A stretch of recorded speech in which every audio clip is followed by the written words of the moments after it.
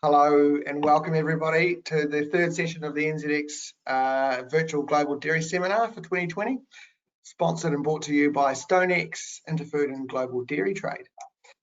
Today's panel, we're going to be looking at how processors and manufacturers of dairy products are adapting their businesses to create niche markets and innovating with their product set to differentiate from their competitors and forge new consumer markets. Our panel today, we've got Kimberly Fisk, Global Category Lead in Dairy for Nestle, and Hamish, Reid, Director of Sustainability and Brand at Synlait. And unfortunately, we've had some difficulty with webcams. So Hamish is here in audio, but not visually. So we'll have to imagine what he looks like. We'll see him on the bottom there on the bottom panel. Moderating today, we've got Marc Beck, who's spent over 20 years with the US Dairy Export Council and is now operating a consultancy focusing on trade policy, market entry strategies, and governance. So before we kick off, if you haven't already, jump on to and download the NZX's event app to take advantage of our networking feature, where you're able to connect with the 800 other attendees who have signed up to the conference, as well as accessing the Q&A and live polls. Following this event, we'll also post the recording and you'll be able to pick that up from the app as well. So we've just dropped the link for the app, which will take you to the web version, where you can download or choose to use the web version, into the chat for the event. You'll see a red bubble pop up, and in there will be the link. It's just coming to you now. The questions today, so if you pop them into the app, we'll pick them up, and you'll be able to, the good thing with the application is you're also able to vote up those questions, so we'll be able to see which questions people want to ask, get asked the most. Meanwhile, attendees have all been muted, so this shouldn't impact you hearing us. If you're having trouble, just have a look at the troubleshooting on the left of the screen here. There's some choices and some options you can do, but don't worry if you can't get that sorted. We will be dropping the recording out later, and you'll be able to pick that up and watch anything you've missed. So today, which is a new part of our program, we're going to be running some polls which are related to today's topic. So if you go to your web, to the event app, you'll find somewhere where you can pop polls in, pop your view of, you respond to those polls. We'll cover those at the end of the session and go through the results. And before I pass over to Marc, last night you may or may not have seen a release from the NZX outlining a potential new partnership that we're looking at, and we believe that's going to deliver a step change of growth for the NZX dairy markets. To hear more about that, if you join our 6 p.m. webinar with Capital Economics, Nick Morris, our head of derivatives, will give an overview of this pretty exciting announcement. So with that, a very, very warm welcome to our panel, and I'll now pass over to Marc to kick off today's session. Well, thank you very much, Nick, and a very good morning to the folks in Oceania, and a good evening to the folks in Europe, and it's midday or early afternoon rather for me in the United States. So good day to those that are beaming in from the US. Looking forward to this panel today, doing dairy differently, and with me on a panel we have some great people that's going to provide us some perspectives and some insight to this topic. First, let me introduce Kimberly Fisk. She's the global category leader for dairy procurement with Nestle. She's responsible there for a global team that's managing the dairy procurement activity. Kimberly's previous experiences, which started in New Zealand dairy industry before she went to the UK and started working in supply chain and procurement roles with various FMCGs. Joined Nestle in 2009, where she is focused on global sourcing strategies and risk management across commodities, both based in the UK, Singapore, and Switzerland, from where I understand she's joining us today. So welcome, Kimberly. And also in the dock, I understand we got Hamish Reid. He's the Director of Sustainability and Brand with Synlait. He's been taking the lead on developing Synlait strategies for sustainability, with a particular focus on their aspirations to further improve their environmental and social performances from farm through to customer fridges. He will also lead the thinking within Synlait on continuing evaluating potential B2C opportunities. Hamish brings a deep experience in food and beverage marketing, predominantly previously having worked with Danone in Paris and Saatchi & Saatchi in London. Most recently, Hamish was established as an award-winning not-for-profit in New Zealand and has consulted to businesses around the world developing environmental and social programs that will boost companies' economic performances. So a very warm welcome to the two of you. And I'm going to lead off with a little question. I think I'll address it to you first, Kimberly, and then maybe Hamish will bring in his perspective to this particular question. So in a broad sense, how does your business or Nestle's business approach the breaking of the mold, if you will, thinking out of the box or thinking without a box? And what is the example of recent innovations that Nestle has brought forth recently? So thanks a lot for the question, Mark, and thanks to everybody who's tuned in. Good morning, good afternoon, and good evening to everybody around the world. So like Mark said, I'm sitting in Switzerland in our Nestle offices, and it's really good to be on the call today. So basically, coming back to your question, I think it's really interesting what's happened in innovation in Nestle more recently, so over the last few years. I think if you look at Nestle previously, there was a real internal focus. But I think what we've seen over the last couple of years is Nestle is much more interested in open innovation. So we've realized we can benefit a lot more by external expertise to sort of complement our more traditional innovation approach. We've seen a couple of really strong examples in this. So a couple of years ago with the Packaging Research Centre that's been set up, where we're working really strongly with different universities and businesses across the packaging area, particularly to focus on our commitments that we've made around sustainability. And I think very excitingly, something that happened actually in the end of September is we've opened something very similar from a dairy perspective. So we call it the Dairy Innovator. And basically what it is it's going to allow us to bring milk products and plant-based dairy products into the Nestle's portfolio more quickly. So what we're doing is basically we've set up this R&D accelerator to drive innovation and speed to market. So what it will allow for is startups and students and scientists across these different portfolios to come in and benefit from Nestle's expertise and actually be able to trial these products and bring them to market as quickly as possible. So I think that's where I see, the big benefits and big changes in the dairy industry and within Nestle over the last couple of years. Super, thanks, Kimberly. And Hamish, what's your perspective on this? Kia ora, people. Thanks so much for having me. Thanks for your moderating, Mark, and great to see you, Kimberly. Yeah, that's a really interesting question. Breaking the mold has really been in Synlait's DNA. It had to be.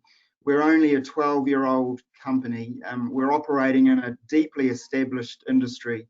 We're a challenger brand, so to get a foothold, we really had to be innovative, and we continue to be innovative and disruptive in our thinking. It's at our core with all of us every day.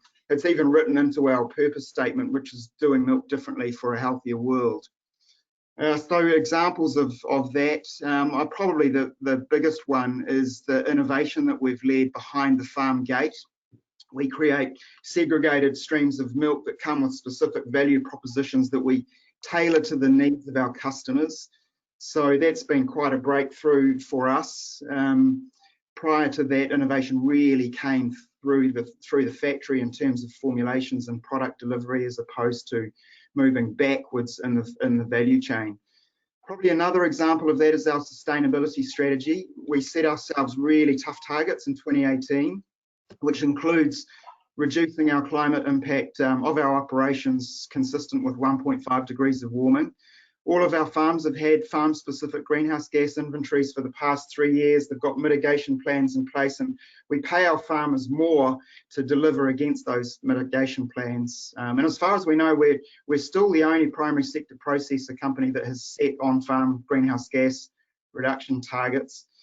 We don't build new coal plants. We built a new liquids plant recently, and we installed New Zealand's first electro boiler instead of running the traditional source of processed heat, which is coal.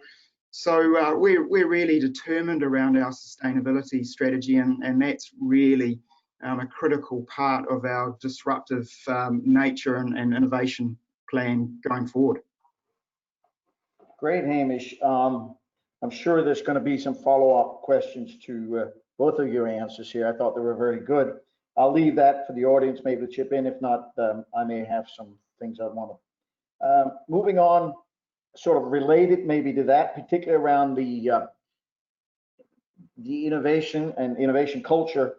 What do you see as the most important area, as in an issue that we're faced with as an industry, global dairy industry, a trend or an idea that you are seeing rising in your business, and how will these innovations or developments that we are going to have in this space impact the supply and or the demand of any product development that you may launch in the future?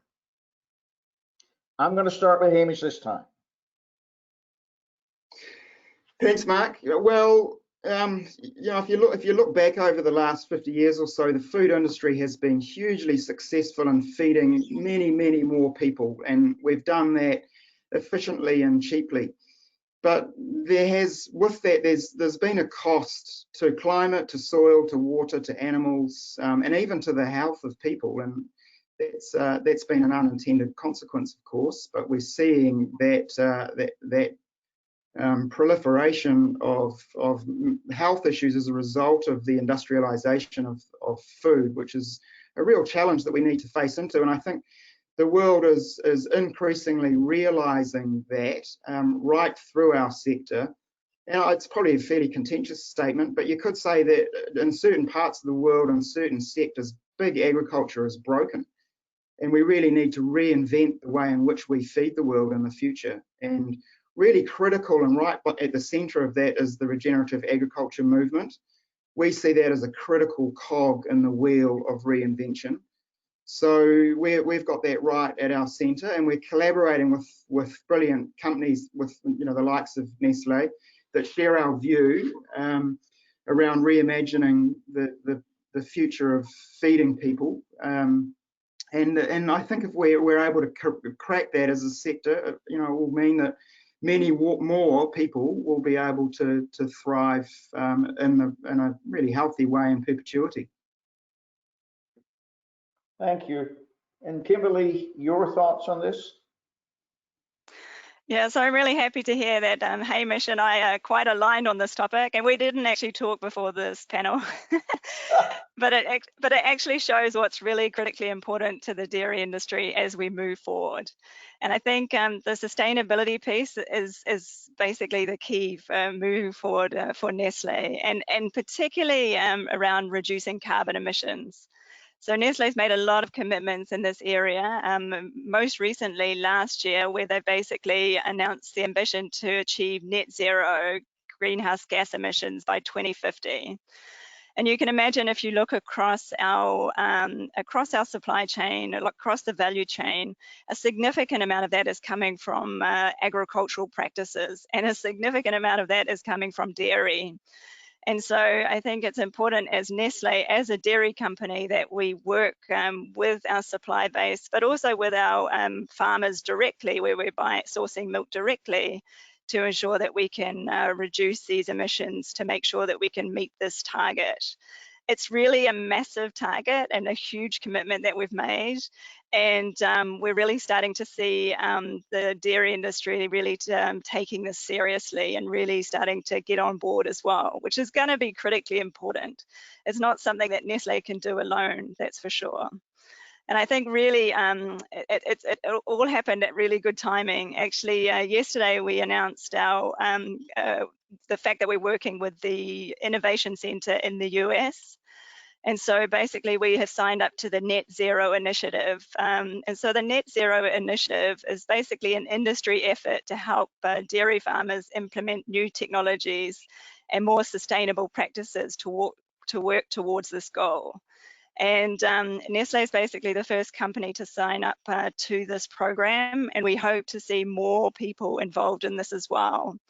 Because in the case of Nestle, we're such large dairy buyers, we really need the entire industry to go on this journey with us.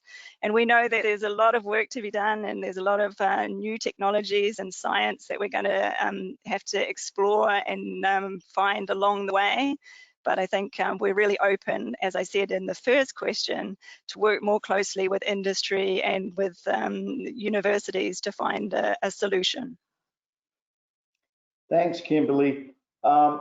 Just very briefly, very interesting, and I happen to be aware of this Innovation Center development in the US. Just very briefly, relative to the two questions, we've talked a lot about sustainability, and clearly it's front and center. Not saying that we could be complacent, and not saying that we are where we need to be. I'd be curious in the realm of alternatives, a lot of talk about dairy alternatives. Where would you feel that we as a global dairy industry, I'm not talking specifically milk sheds here, but as a global dairy industry, where are we relative to other competing agricultural food products that potentially are even dairy alternatives? You see, I'm particularly looking interested in your gauging on whether you feel that dairy will have a value proposition or competitive proposition relative to alternatives. You want to give a try at that, Kimberly? Since I can see you, I can't see Hamish. He may be rolling his eyes at me, but yeah, so I think from a Nestle perspective, we're looking at both areas. So, I mean, dairy will continue to be important for Nestle. And particularly, I mean, if you look at in the sort of the nutrition or infant formula area, it's hard to imagine that's kind of space with the nutritional benefits that are coming from dairy to really be adequately filled by something else, at least given current science and technology. I think, but Nestle is also very much embracing plant-based food as an alternative option as well. So you'll see that we've launched quite a lot of products in this area, both looking sort of meat-based analogs and also sort of beverage products. So we're kind of looking in both areas because we see opportunities in both. But you'll see a lot, Marc Schneider, so the CEO here at Nestle, is very supportive of the plant-based products, and he's very excited about the growth opportunities in this market and within this portfolio. But I don't think that means that dairy is less important to Nestle. It's just that we really see some great opportunities to grow in the plant-based space as well. Super, thank you. Thank you. Hamish, any thoughts, some comments you want to make, perspectives? Yeah, absolutely. Echoing Kimberly's view there, we're really excited about the plant-based future. In New Zealand, we're just really good at growing stuff. So we can grow milk from animals, we can grow milk from plants. New Zealand's a great grower, and we're perfectly poised to serve our multinational customers with products that meet changing, shifting demands from consumers in their markets. And we're really actively looking at plant-based opportunities. Our farming network's excited about it, our business is excited about it, our shareholders are excited about it. We see a really strong future, and we do not see it as a threat at all. We see the really important role that dairy will play in the future, but also that can be supported by a really great play in the plant-based dairy also, we believe. Great, thank you. We focused a lot on sustainability, so park that off to the side. Not that it's necessarily exclusory here, but in the context of looking at short, medium term future or opportunities, threats or constraints, what do you see as processors that will be the most critical that we are facing, say, over the next 2 or 3 years? Hamish, why don't you try that first? Yeah, I think in pulling off big sustainability wins in the very short term is a challenge. We're making really good progress through our operations, through our manufacturing and supply chain systems, and we're seeing year on year quite substantial improvements there. Moving the dial on farm is more challenging. We are making really good progress, but wins in the next 2 or 3 years are going to be difficult to present.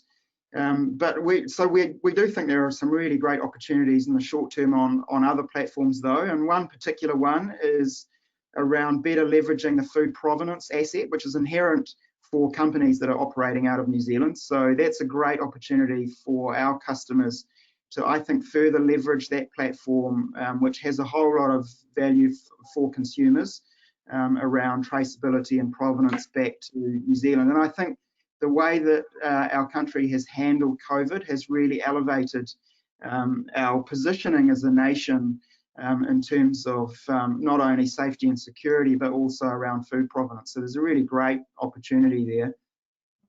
So we're excited about that, and we're looking at how we might be able to dial that up and support our customers with value propositions around that asset. But with that, I think in the next couple of years, we're also going to see threats around volatility. We're seeing some pretty crazy consumer behavior shifts. We've been able to adapt to that because we're small and nimble, but we're seeing, rapid building demand profiles from customers, and then it falls off a cliff and then it returns. And, that's just reflecting what's happening in consumer land with the likes of panic buying through lockdowns and that sort of thing. But we're responding to it. It is a threat, and we're doing well coping with that. But that continued volatility is something we need to keep a really close eye on. Great, thank you. Some thoughts, Kimberly? Kimberly, you have some thoughts to that? Yeah, so sorry, I couldn't find my unmute button. So I guess from a Nestle perspective, I think, this year has been very much a year focused on COVID, and I think next year will be very similar. I think anybody who looks at the increasing figures in Europe will realize that actually we're nowhere near over this situation. But actually, from a Nestle perspective, it's really brought some interesting opportunities, and I think one of them is linked to in-home consumption.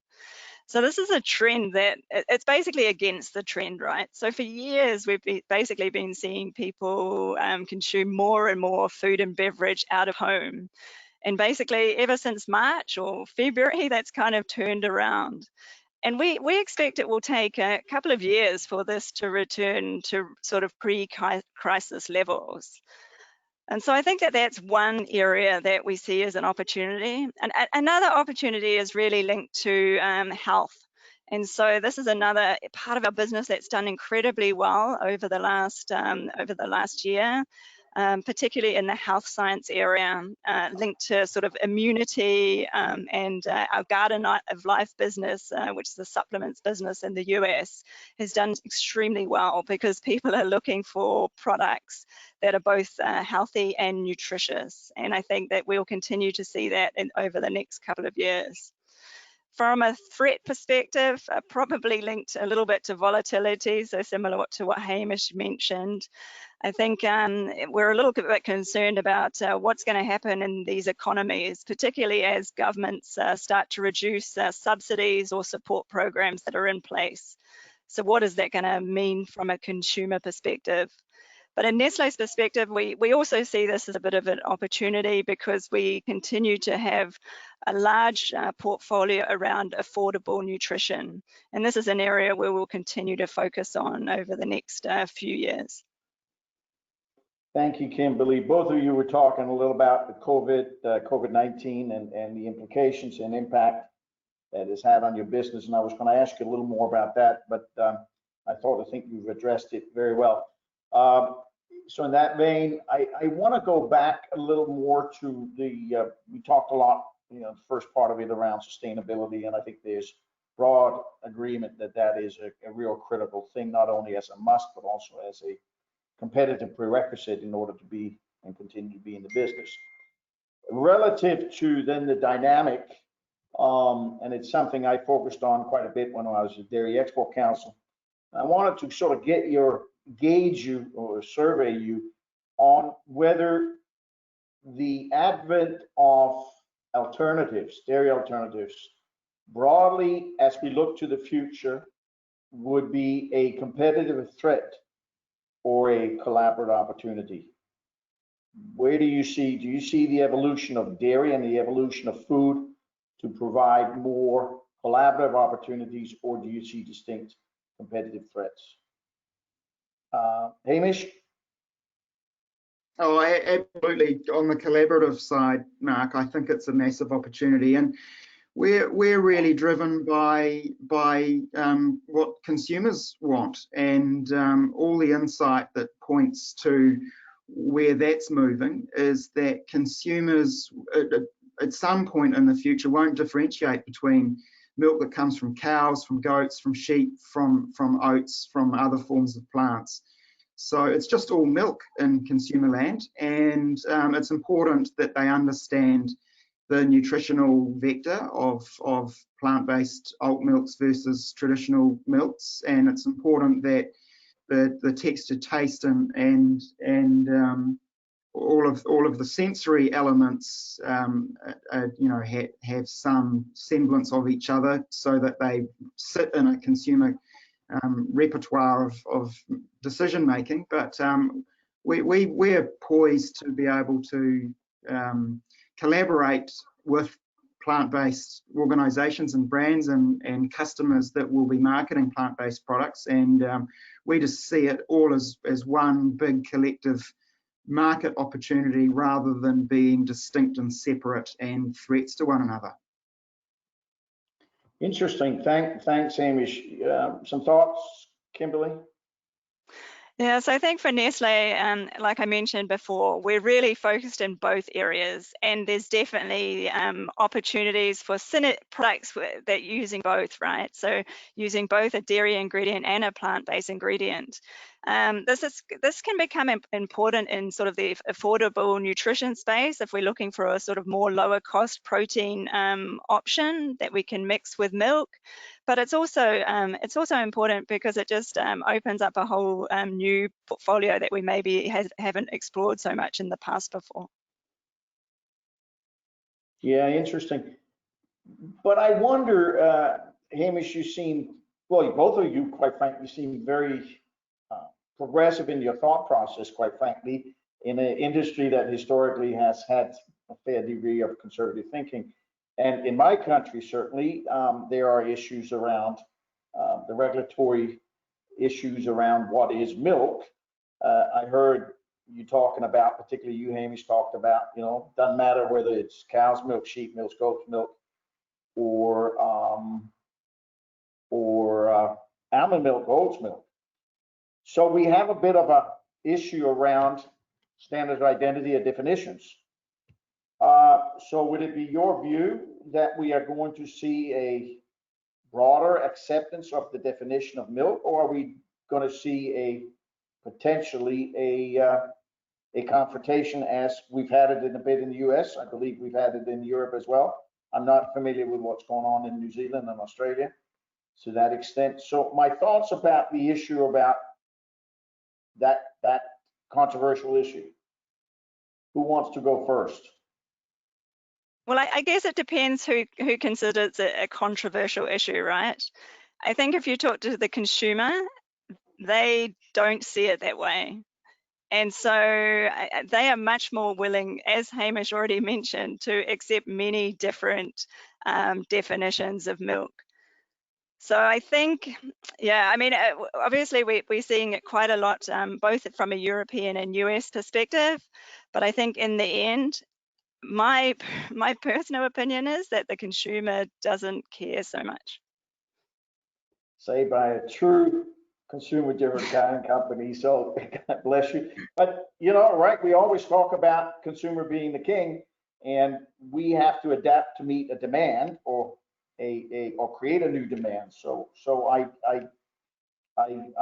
get the point of having greater flexibility, and then promote or push your product based upon its intrinsic value and where it fits in consumer taste or health and wellness, like you talked about, Kimberly.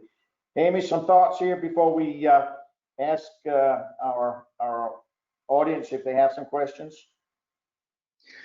Yeah, I don't think litigation is the answer. You know, I think there's so much consumer momentum towards plant. You just can't fight that rising tide.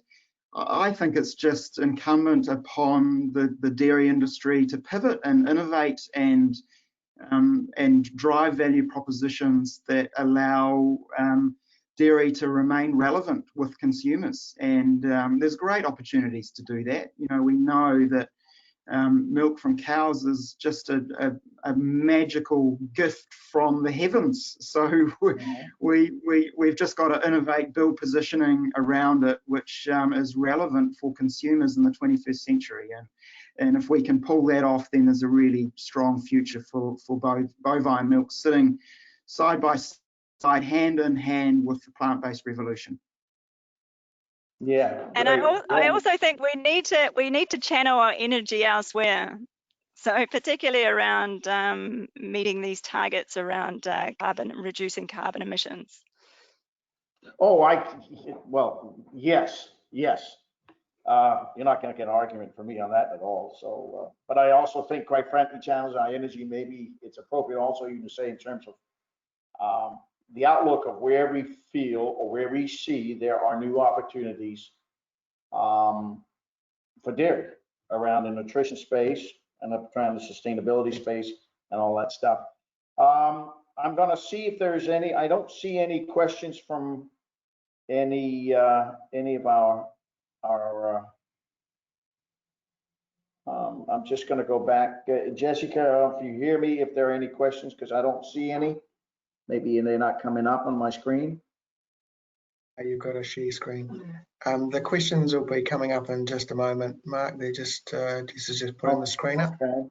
Well, I want to accord some time to the audience. It is theirs. Oh, here we go. I got a bunch of stuff. Oh, I'd like to hear from you about how does fermented dairy proteins from GMO organisms play with consumers? Interesting little question here, I think, in the context of what we just talked about. Hamish, what do you say? Oh, that's a controversial one, isn't it? Well, we're really interested in fermented foods. We think that is going to have a massive impact on the future of how we feed the world.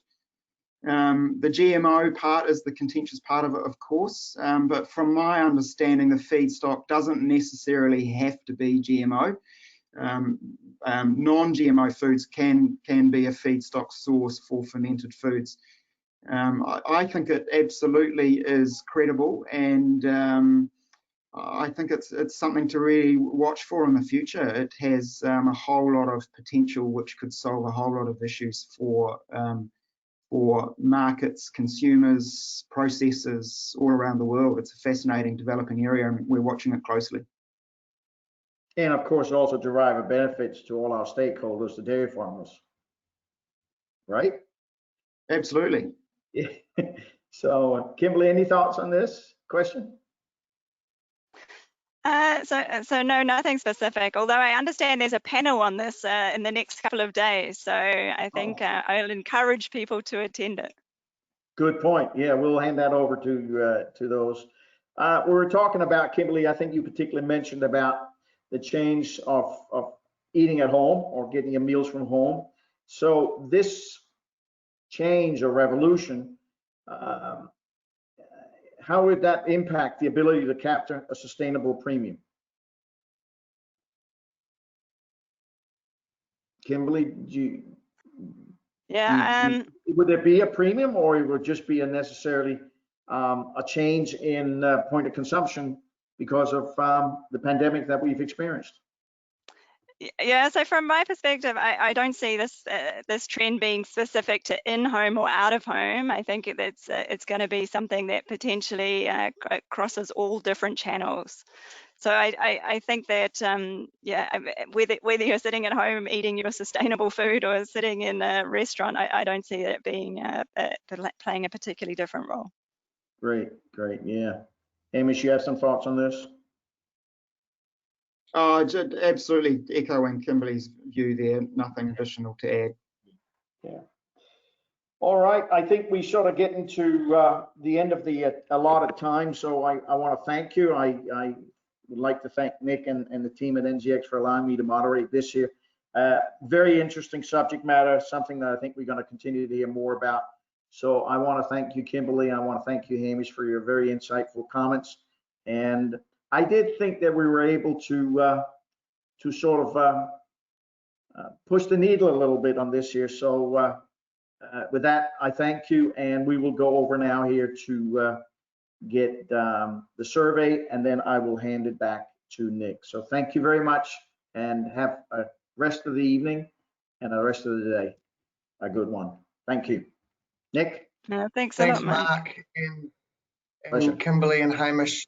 Really very much appreciate your thoughts and insights, really valuable and extremely interesting.